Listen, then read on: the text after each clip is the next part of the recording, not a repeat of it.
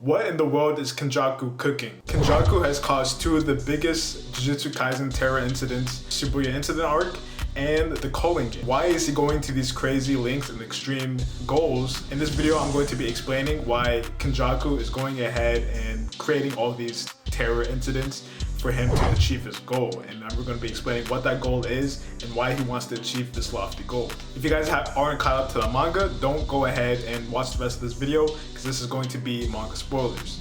But as we're seeing in the last chapter of Jujutsu Kaisen, Kenjaku is basically doing all this just because he's curious. He finds this entertaining.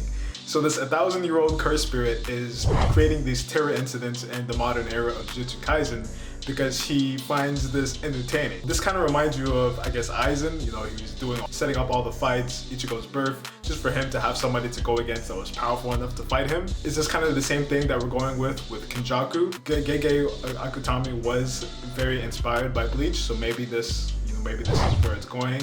But I do think that there's maybe a little bit more to the surface. He wants it to be entertaining and he's curious about what would happen if all these famous jujutsu sorcerers and all these powerful modern era jujutsu sorcerers are all basically killed, and all of that cursed energy is going to be pulled into one curse, and see how that curse turns out.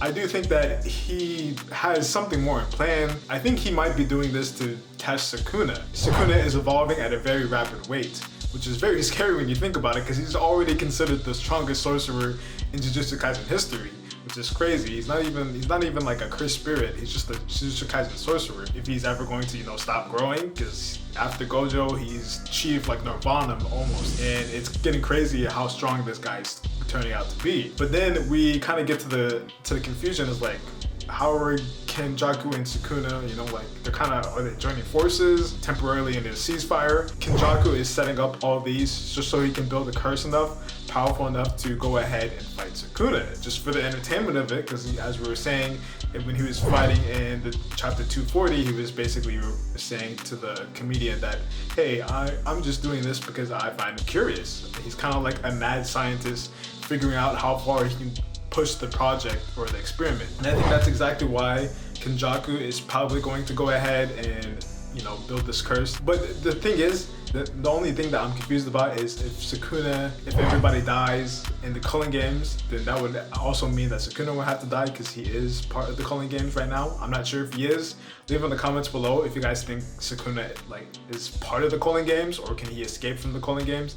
I'm not exactly sure on the thoughts on what you guys think about that, because it's not really explained yet. It's kind of crazy, that Kenjaku, he's been plotting this for 1,000 years to go ahead and do the Culling games simply out of curiosity. I want to see what you guys' thoughts are on that.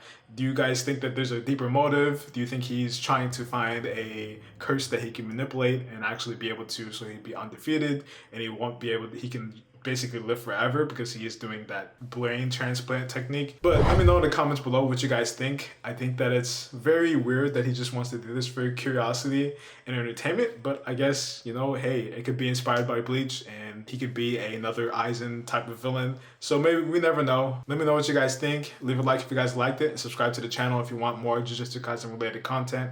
And I'll see you guys in the next one. Peace. Go.